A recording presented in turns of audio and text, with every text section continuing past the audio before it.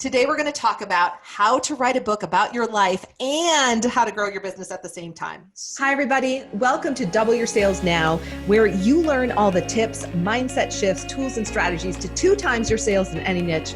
I'm your host, Ursula Mentjes, and I, as always, am super excited to dive into today's show. I'm here with a very cool, very amazing Arlene Gale. Hello, Arlene. Hi everybody. So good to be here. Thank you. I'm so excited to have this conversation with you because lots of people want to write books. So we're going to dig into this, not only how to write a book, but how to also grow your business at the same time. I want to tell you about Arlene. Arlene and I met because of the very amazing Debbie Allen, who has also been on the show. We were speakers at her expert event, which was phenomenal as always. Arlene Gale, she is the book writing business coach, and she's helped hundreds of clients in a variety of industries earn millions of dollars in business from enhanced business and written communication strategies, especially in writing the right business building books, right? Her podcast, Mindset Meets Mastery with Arlene Gale, is available on all podcast channels and is reaching international audiences. And I had the privilege of being on there. So definitely download her podcast as well. She is a multi-international, national award-winning author, #1 bestseller and business award winner. She helps clients duplicate these results as well, right? She teaches what she knows. Arlene has also written book proposals, earning clients traditional publishing contracts, and written thousands of magazine feature articles, proposals, and award applications. Arlene has a proven track record of speaking on business strategies internationally, and definitely check out her books. One of them, Face Forward, Move Forward, is about her own story and how she did that. And now she shows us how to go from that story about her life, turning that into a business strategy. So we're going to talk about that today, because it's not enough just to tell your story. I mean, if you're writing a memoir, that's one thing, but if you want to grow your business, yeah, tell your story, but then make it marketable. So she's going to share some tips on that later. Arlene, I always start at the beginning. When you first launched your business, did you have any fears or limiting beliefs about sales and selling your packages or services? Oh no, I was perfect right out of the gate. I knew it. I almost said that with a straight face. Almost, doggone it. Good effort. Good try. Yeah, absolutely. You know, one of my biggest struggles when I started was I was selling by the hour because, I thought, I'm a writer now. I'm not a mathematician, but I thought I would dabble in the math world and think, okay, I need to make X amount of money, which means that if I work so many hours, I need to charge this much. And that makes sense on the surface. But then what was happening was people were hiring other people that were in a similar space as me, marketing and marketing. And what I realized was I'm selling my hourly rate. I'm not selling my expertise. So stop selling an hourly rate is what I learned, because what I sell instead is I go above and beyond in my customer service in serving people to tell their story to build a business, because you have expertise. If you're in business and you don't have an expertise and you're not willing to claim the expert title, then you've got a hobby, right? Yes. So I had to learn to sell my expertise. I've written hundreds of books that have earned clients millions of dollars in new business. I did that, and that's what I needed to sell, not the minimum wage hourly rate. Oh my gosh, so powerful, because so many of us think in terms of that hourly rate, but you're selling your years of expertise, your years of results, the knowledge that you have. And so did you make the leap then from thinking in terms of hourly and sessions to like packages, or how did you start charging more? Well, I sat down and had a meeting with myself, one of those, so, what is it? Okay. So you probably know, and listeners probably know, there are a lot of things that we're capable of doing, but there are some things that we're good at that we just don't like doing. Yeah. So I had to make a list of, this is what I love to do. This is not so much. And so if I love it and I have a passion, then this is going to be one price. And if I don't want to do it, then it's going to be another price. So I had to learn not only about me and what I was willing to sell my time for and invest my time in, but I also needed to realize that not everybody's going to be my client. Not every project is going to be one that I want to do, and that's okay. I had to give myself permission to back off. So, for example, I'm an editor. I don't like to edit. I like to research and write and organize and then take that piece and use it to market and build business. So I had a client who kept coming to me with reports that he wanted me to edit. So it started with, okay, I'll give you a week to edit this 350 pages. Okay. Then it was like, I'll give you 4 days. Then I'll give you 3 days. Then I'll give you 2 days. Well, he got to the point where he would give me projects that I would have to work around the clock and read 12 pages an hour to meet the deadline. So I started doubling and tripling and quadrupling and beyond my price.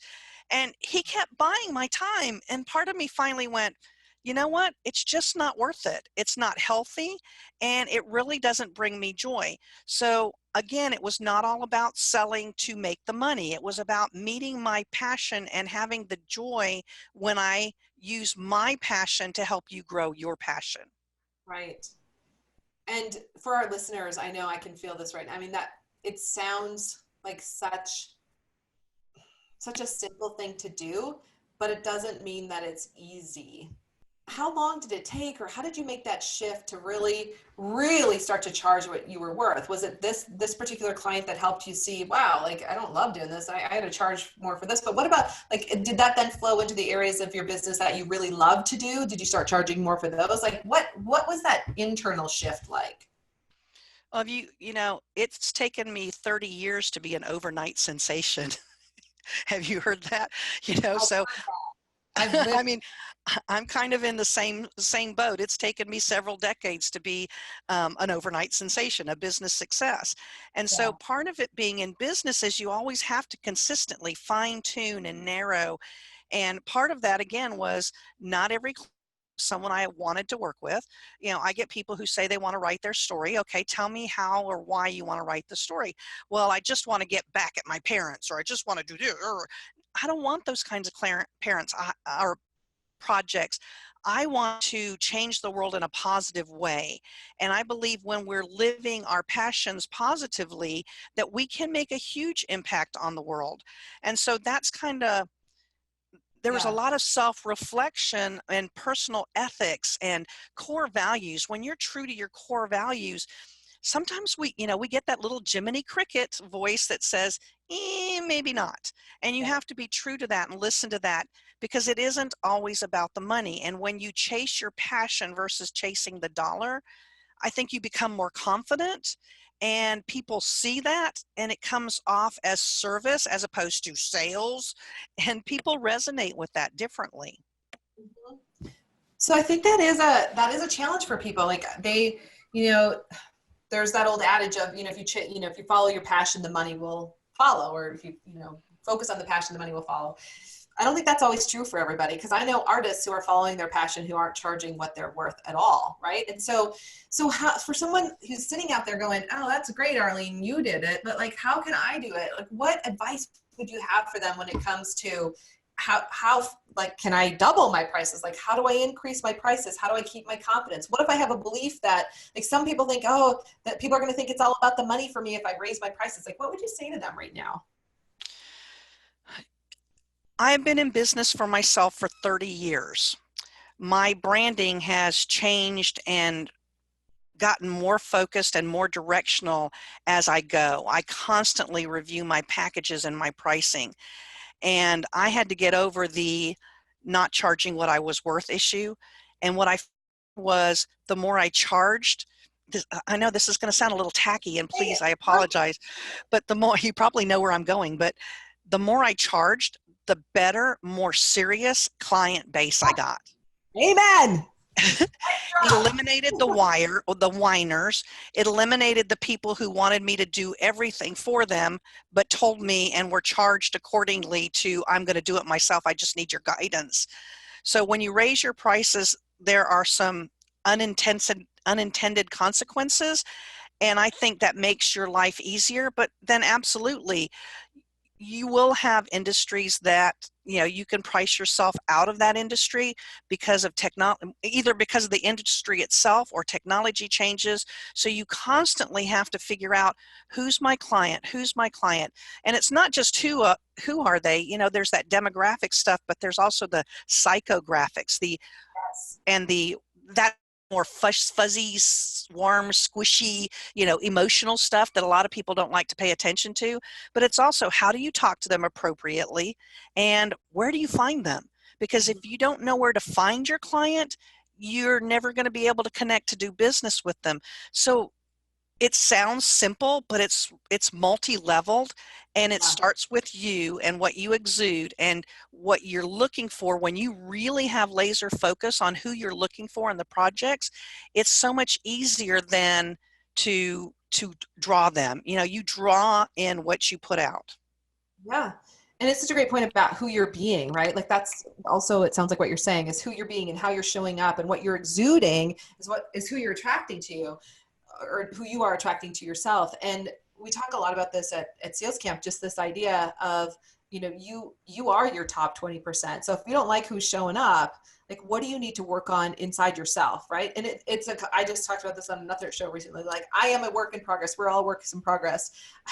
If I look at all the money I've spent on personal development, it is hundreds of thousands of dollars, because if we don't take care of ourselves, like we don't put that air mask on first, that oxygen mask on first on the plane, we can't help anybody else. So we got to take care of ourselves. And then as we grow, we attract others. And I agree with you. Like, the more people are willing to invest, typically the less they need, which kind of blows people's minds. But that's all about you getting really clear. And some of our listeners getting really clear on who your top 20% is, like crystal clear, and starting to say no to those prospects who are not a good fit. Let them bless somebody else's business, because if you keep saying yes to them, that's saying yes. That's like saying that you don't believe your top 20% is out there.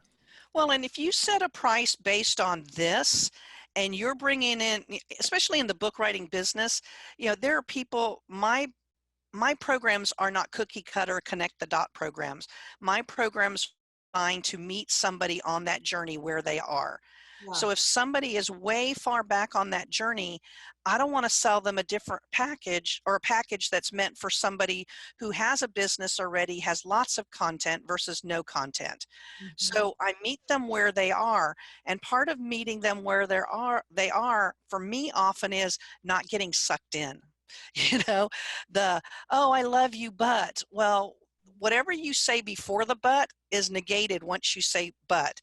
I know that I love you, but, or I really want to work with you, but, means there's a sob story that's coming that I can listen to but not get sucked into. And for me, that sucking sound meant my wallet was closing, my bank account was closing, because they wanted me to do the work, but they didn't want to pay for it. Or they wanted me to help them, but help meant I did most of the work and they did nothing. Or they whined because they couldn't do this. And, life happens, and I get that. And I'm willing to work with you when life happens and gets in the way. But, sometimes life becomes an excuse as opposed to a motivator. Yeah. You're right. And being willing to, again, like, if those clients, like, knowing those clients aren't a fit, and being okay with that, being okay. Like, it's okay to say, not a fit. I want to refer you to somebody else. So Arlene, think about the trajectory of your business. Was there a moment where you had a massive month in sales, or a time when you doubled your sales, or just a moment where you're like, okay, this business is not only happening, but it's thriving? And I just want you to think back to that moment. What did you believe about sales and selling at that point? Oh, sale, SALE, that's a 4-letter word. It sometimes feels like, it does feel like somebody's cussing at you. Right. You go into a meeting and all everybody wants to do is in your face sales. Here's a card, here's a brochure, and I didn't want to be that guy kind of thing. So, and when I first started, because there was this desperation to be heard. There was this desperation to be respected, to be perceived as an expert. And I came to realize that and actually I had a client come back to me about a year later and said, I want to work with you. And I said, but we've met several times, the first time being a year ago. Why now? He said, because then you were a desperate talker. Now you're a professional listener, that Oh, when I wow. stopped and asked him how things were going with him and where he might need help, that's what resonated with him. And that flipped my world upside down. And I learned to walk on my hands because sales is about listening and relationships and connecting. And this man is a client of mine today, a repeat client, because I learned it's not about me. It's not about me throwing up my expertise onto his lap. It's about listening and serving and providing what I can with my expertise for what he needs. It's that match. Yeah. That's why I knew I wanted to have you on the show. And oh my goodness, like I just want to take a moment. Everybody who's listening, like we all just Oh, felt that we've been there pain. I don't know that all of us have had that experience though, where a client said, you were talking and now you're listening and now I want to hire. Like what a profound example of what happens when we move from the feeling like we have to know everything. Cause that's like, it's not a bad thing. I get it. Like you feel like you have to tell everyone what you know in order for them to buy from you, but but it's so much more about just listening and creating space for people to share where they're struggling, what they need help with. I mean, when we create that space, people will buy anything because we're listening. Like we're a society that doesn't listen anymore. So thank you for being vulnerable and sharing that story. well, and Wow. it was tough too. He did ask permission to say something, and I said, "Hey, whatever, go ahead. I'm an open book."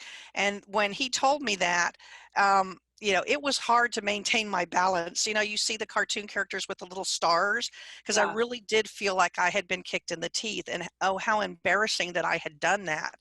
But he said it with such kindness and such respect and vulnerability. I couldn't help but be vulnerable and receive it that way.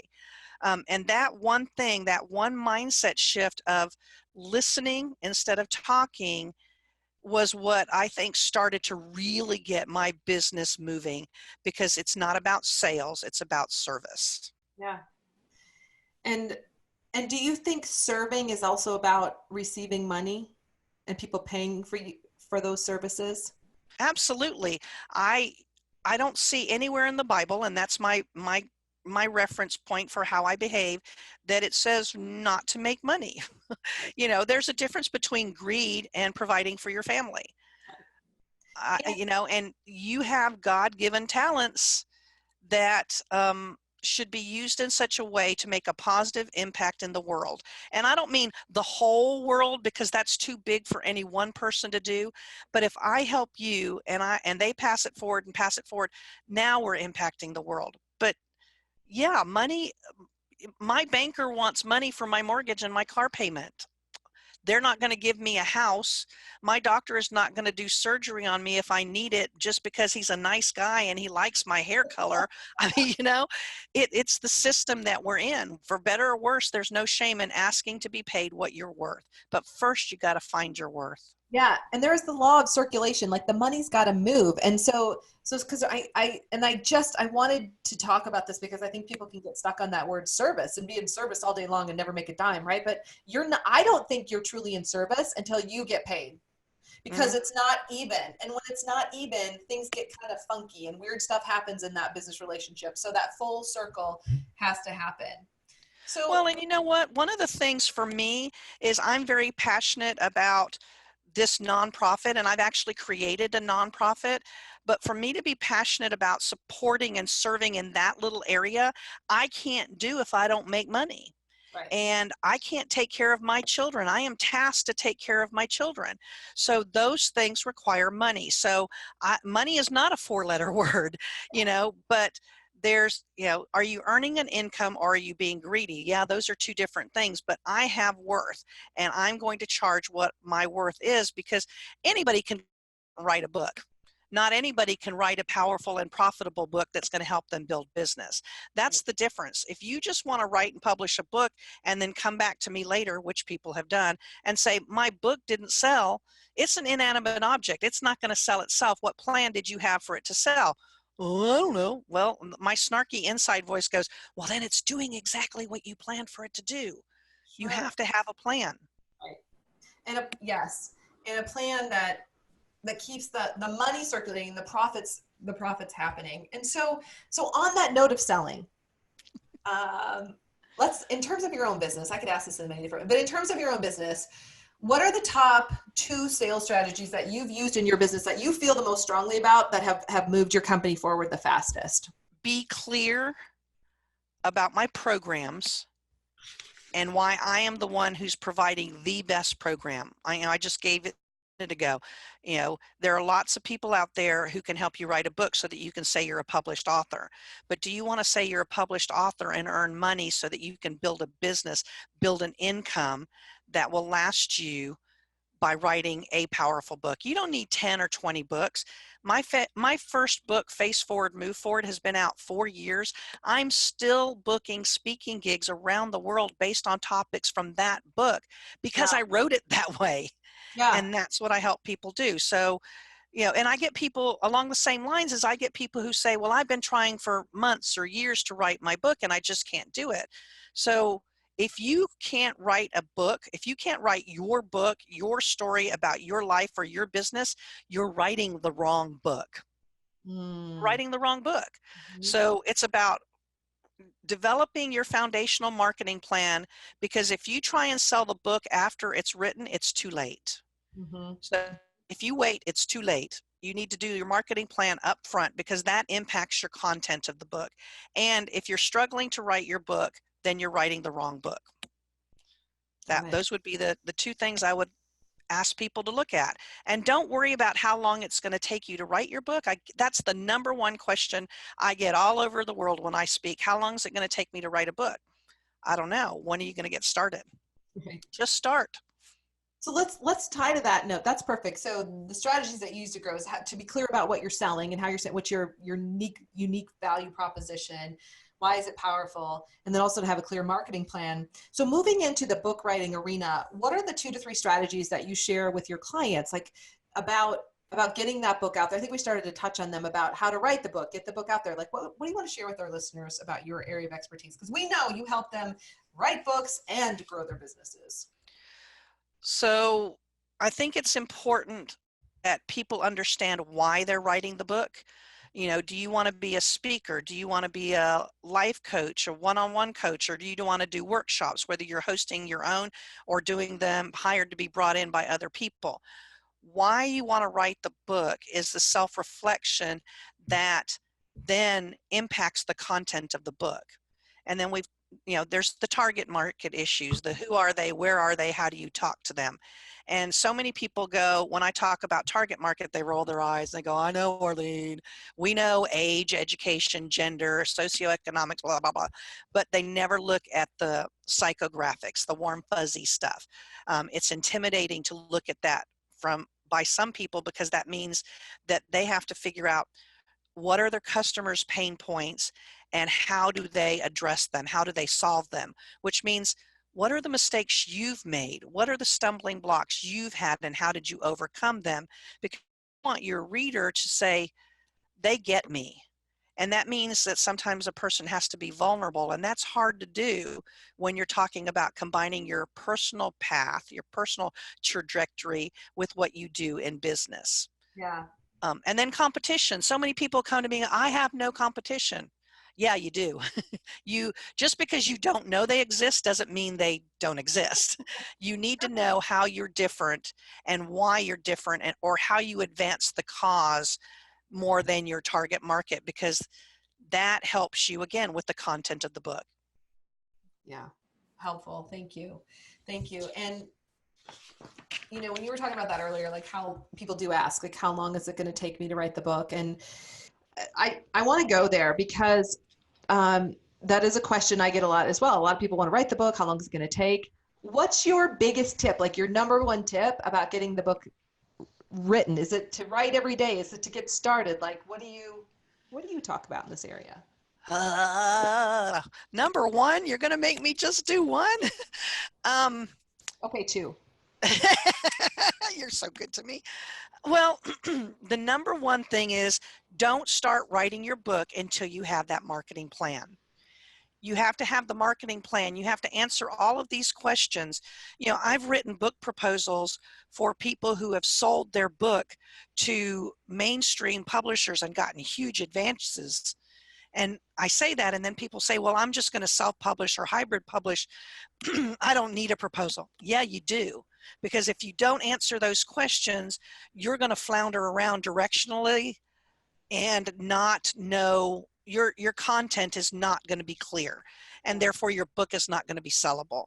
So that marketing foundation plan is the number one thing that people miss or forget, or just choose to I'm not going to pay attention.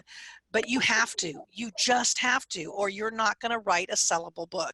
You're certainly not going to write a book that's going to help you build your Well, business. it's going to help you get the book done too. I mean, I've written book proposals, whether I've self-published or published or, traditional, and it gives you, and I'm sure you have a cool formula around how you do it. So what about when do you write? I'm curious. I want to ask you, Arlene, like when do you write? Like, because everybody's different. And so whatever Arlene answers, it's not the way you have to do it, but I think I'm always curious about when authors write. Well, I have these things called clients that still insist on me doing the work that I What? promised I'm going to. I You have know to what. deliver your services? Whoa. Yeah. So, on the days that I'm working with clients, obviously I can't write, but my you what is it about your business that makes you passionate? What is the one theme in your business that you want to share with the world? And I had written books for other people before I had the courage, before I could face everything I needed to face to write the Face Forward, Move Forward book, because it is my story. But it just kept eating at me and eating at me, and I couldn't sleep at night. When you get that kind of theme embedded in your head, that's a good time to start. Um, and part of it for me was I got so tired of people saying, if you're abused, you're going to be an abuser. If you're raised by alcoholics, you're going to be an alcoholic. If you're this, then you're that. If you're this, then you're that. No, you get to define your path. You get to define your future. And that was the message I wanted to get out. And I was seeing so much pain in the world that I felt if I can just touch and change just a little bit of it. Yeah. I mean, to tell people your past does not define you, who do you want to be because you get to choose that, is so powerful and inspirational to me. And that's why 4 years later, I'm still speaking on these topics, because that was what drove the content of the book. So as you begin to get this clear picture, then that's the time to sit down and write. Or if you're stuck in your business and you need to go to the next level, then maybe it means looking at all the market forces and figuring out how do you fine tune. I Yeah. did a book for a guy who is a realtor, and he teaches, and very well respected in that industry, and he teaches time management. But he was stuck because he wasn't, they'd hired him 3 or 4 years in a row and people weren't hiring him anymore. How do you take those same techniques and apply them to a different industry? So Mm. there's a variety of reasons to write a book, and the more clarity you have about your why, again, the better your book's going to be and the easier it's going to be to write. Right. Okay. I thought that was going to be my last question, but I have one more because I always feel like what my listeners are going to be asking themselves about what you're talking about. So you talked about the book, and then you mentioned quite a few times that you were doing a lot of speaking. Okay. How did you get your first speaking engagement that was attached to the book? And then how did that kind of unfold for you? The first speaking gig I got was somebody in my community who bought my book and read it. And then it turns out she, about 3 months later, contacted me and asked if I would speak at her women's in business event. I said, okay, sure. Never underestimate the power of that one gig, because in Right. that audience were 2 people that then hired me. I have a couple high school friends who read my book, or college friends who read my book and then gave it to another friend who happened to be putting on an event. Mhm. So my book was written because my topics, in such a way that my speaking topics were clear. So as my book started getting passed around, people started contacting me to speak on this topic or that topic in chapter 5 or chapter 12 or whatever. So that's kind of how it began, and it just kind of grew from there. As a matter of fact, I'd say out of my first dozen clients, 10 of them I never met before we had a phone call. They were referred to me from people who were in the audience who said, I don't want to write a book, but I know somebody who does. And they referred me. I just want to, like, this is so powerful. I knew there was a gem there. I was trying to get to it. don't underestimate the power of your first speaking gig. You know, once you write a book, people, like if you put yourself out there, people will ask. You will get a speaking engagement. And a lot of times people are like, oh, it's not big enough or it's not this. They make up a whole story about it. And like you, I've had experiences where sometimes, you know, we had one speaking engagement that led to 10 other engagements. And if I hadn't been willing to show up for that, you know, whether it's sometimes it's for free, sometimes it's for fee. It kind of depends on what your strategy is, but don't underestimate the power of that first gig or your first book, right? Exactly. Well, and don't be afraid to ask. All Right. I had to do was say, hey, this is what I'm doing. I'm the book writing business coach. If you have a story to build a business, call me. Or if you have a friend or a neighbor or a relative or a coworker, whatever, pass my business card along. And that's, like I said, that was the first 10 out of 12 clients I had were friends of friends people who were in the audience. And what an important reminder to ask. I mean, definitely put the ask out there, encourage people, you know, who do they know? Because you just never know. So you have Absolutely. some great offerings for our listeners to get more from you. So tell us about that and tell us how they can find you, where they can find you. All right. Well, I am on Facebook, LinkedIn, Instagram, Pinterest, you know, all the places they say you should be. Oh, great. I know them. And my last name is spelled Gale, Gale. Little did I know that there's about 100 different ways you can spell that, or more than just one. So Arlene Gale, ARLENEGALE. And I have two websites, thebookWritingBusiness.com, and you can go there to the bottom of the homepage, and I have a free giveaway, the 5 steps to begin to write your book. And my online classes are there. I do in-person classes. I do speaking gigs, whatever you need. Most of that you can find there. If you would like to do a free call just to kind of brainstorm and see if your book idea is something that you should continue to pursue, I will offer you this. Send me an email at arlenegale.com and put Ursula's podcast or something like that in the subject line. Tell me you would like to talk, and I will give you a link to schedule a free consultation. And if you'd like to listen to my podcast, and who wouldn't, Mindset Meets Mastery, it's at arlenegale.com under the podcast link. And there's a freebie on that website too. So however I can help you write your story so that you help me use my passion to help you use your passion to change the world. That's all I want to do. Amen. Amen. I love it. Mindset Meets Mastery is her incredible podcast. Definitely take a listen and go to bookwritingbusiness.com for the 5 steps to writing your book. I mean, I want to get that. I'm always looking to learn and get new tips. And then arlenegale.com, bottom of the page, bonus bits of business insight. So marketing insights are there for free. Arlene, I want to thank you for being you, for being vulnerable, authentic, keeping it real. It's going to help everyone who listened in today. And we just wish you an incredible year. Thanks for being here. Well, thank you very much for this opportunity. I appreciate it. And I love what you're doing. And I'm looking forward to learning more from you too. I can't wait to see you. I can't wait to see you. We're going to see you maybe sooner rather than later. I can't wait. I know. I wish we lived closer. We'd be having coffee and having these conversations, because I know we've heard from listeners, you know, it's a lonely world, this entrepreneurship at times. And so we're glad you're listening. Definitely reach out more. Remember to go to or email me at contact@salescoachnow.com. If there's anything we can do for you, go to salescoachnow.com/gift to get our free PDF. I get so excited. I just want to say thank you to our listeners who are now all over the world. Whoever's listening to us in Brazil, I love you. We love you. We love getting emails from all of you from all over. Email us anytime at contact@salescoachnow.com. Email us because we want to hear like what's working for you, what's not working. Are there certain things I can talk about on the show? How can we support you? So let us know. If you haven't yet, definitely go to salescoachnow.com/gift to get our free gift for you, 6 Secrets to Doubling Your Sales. It's a really simple PDF. You can download it, print it out, put it in front of you. And don't be confused. Just because it's simple doesn't mean that it's not effective. Sometimes the simplest tools are the ones that can help you move forward, and keep it in front of you to stay motivated. I would love to partner with you on your next event or sales training session. So you can go to ursulamentjes.com, URSULAMENTJES.com, see all of our latest keynotes. I would love to come out and hang out with your sales team. I love doing that. So let us know if we can help you. When you go to that site, there's a little spot where you can fill out a little sheet and let us know a little more information about your event, how many people, what kind of training you need, and how we can help you. Because you are a podcast listener, I just want to remind you, when you email us at contact@salescoachnow with the podcast, you just put podcast in the subject line. And when you email us, let my team know that you want to come out to Sales Camp, because we have a very special price because you are a listener. So reach out to us. We would love to have you come out and play.